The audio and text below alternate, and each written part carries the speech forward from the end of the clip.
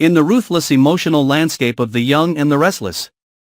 Some secrets don't just destroy lives, they force impossible choices that blur the line between sacrifice and selfishness. What begins as an accidental discovery quickly spirals into a crisis that no one is prepared to face. When Cain Ashby overhears a devastating truth about Malcolm Winters, it sets off a chain reaction that pulls Lily Winters into an emotional collapse she can no longer hide. A deadly diagnosis, a family with no solutions, and a past filled with unresolved tension suddenly collide in the worst possible way. But the real shock isn't the illness, it's the decision that follows. Because stepping in to save a life may come at a cost far greater than anyone expects, one that could reopen old wounds, ignite buried resentment, and force each of them to confront truths they have spent years avoiding. The corridors of the hospital carried a sterile stillness that felt almost deceptive. As if the quiet itself were concealing something too heavy to surface. It was there, in that suffocating calm, that Cain Ashby found himself frozen between instinct and intrusion. Having just overheard fragments of a conversation he was never meant to hear.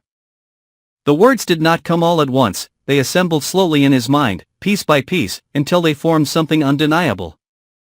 Malcolm Winters was dying, not in some distant, abstract sense, but in a way that had already begun to strip options away.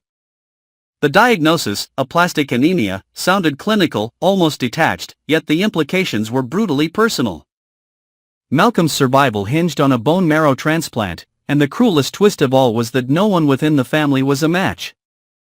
That truth lingered in the air long after the voices behind the door had faded. Cain did not move immediately. Something in him resisted the urge to step forward. As though crossing that invisible boundary would mean accepting a responsibility he had never asked for. But the image of Lily Winters, fractured by helplessness, refused to leave his thoughts. He had seen her strong, controlled, fiercely protective of her family. What he sensed now was different, something raw and collapsing inward, a quiet unraveling that she was struggling to contain. For Lily, the reality of Malcolm's condition was not just devastating, it was suffocating.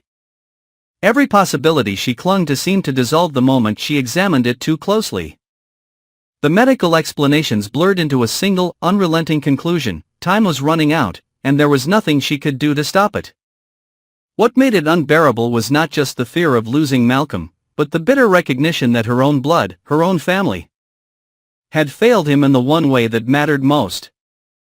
The absence of a compatible donor felt like a betrayal written into her very biology, an injustice she could neither fight nor accept.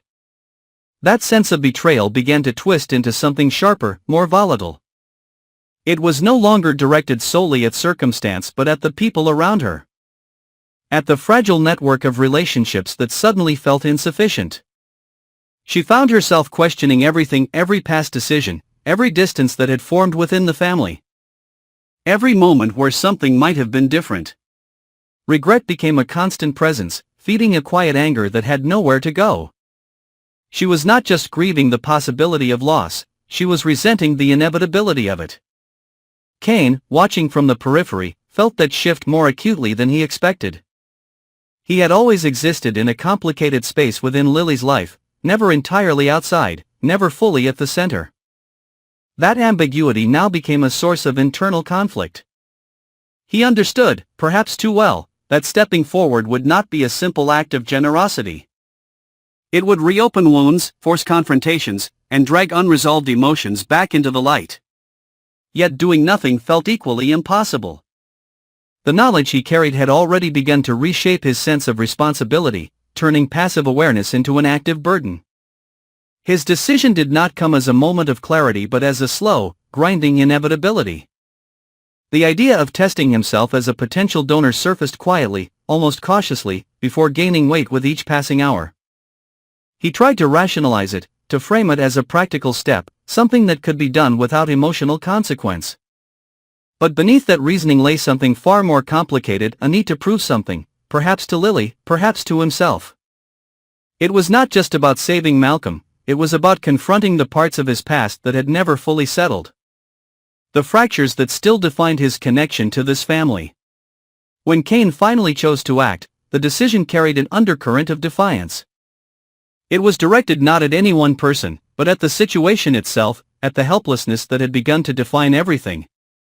Offering himself as a donor was, in many ways, an attempt to reclaim control, to assert that there was still something that could be done. But even as he took that step, he understood the risks, not just the physical implications, but the emotional consequences that would follow. For Lily, the revelation of Cain's decision was not a moment of relief, but a collision of conflicting emotions. Gratitude came first, sharp and overwhelming, but it was quickly followed by something darker. The idea that Cain, of all people, might be the one to save Malcolm unsettled her in ways she could not easily articulate. It forced her to confront the unresolved history between them, the choices that had shaped their relationship, and the distance that had grown over time. Accepting his help meant acknowledging a connection she had spent so long trying to redefine, if not escape. That internal conflict began to manifest as tension, subtle at first but increasingly difficult to ignore. Lily found herself caught between opposing instincts, one urging her to embrace the possibility of hope, the other warning her of the emotional cost. The situation demanded trust, yet trust was precisely what felt most fragile. She questioned Cain's motives, not because she doubted his willingness to help, but because she could not separate the act from the history that surrounded it. Every gesture carried layers of meaning, every decision felt entangled in something unresolved.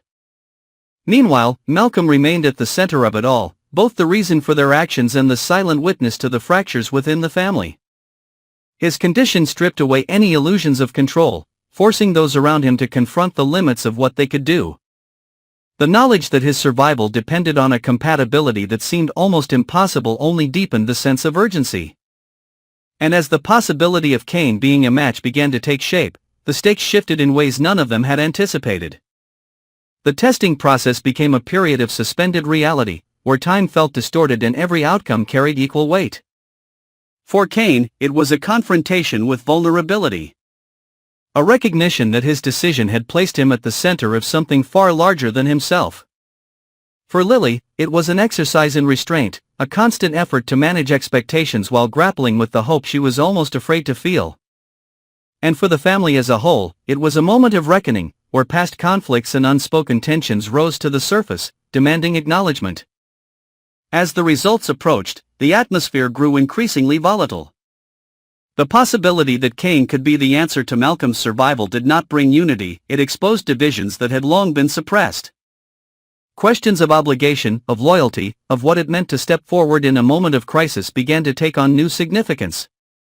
The act of donation, once seen as a straightforward solution, revealed itself to be something far more complex, entangled in the dynamics of power, history, and unresolved emotion. When the truth finally emerged, it did not arrive gently. It struck with the force of inevitability, confirming what had once seemed unlikely. Cain was a match. The relief that followed was immediate, almost overwhelming, but it was not pure. It carried with it a new set of complications, a shift in the balance of relationships that none of them were fully prepared to navigate. For Lily, the confirmation brought both salvation and a new form of conflict. The man who now held the key to Malcolm's survival was also the one who embodied a past she had never fully resolved.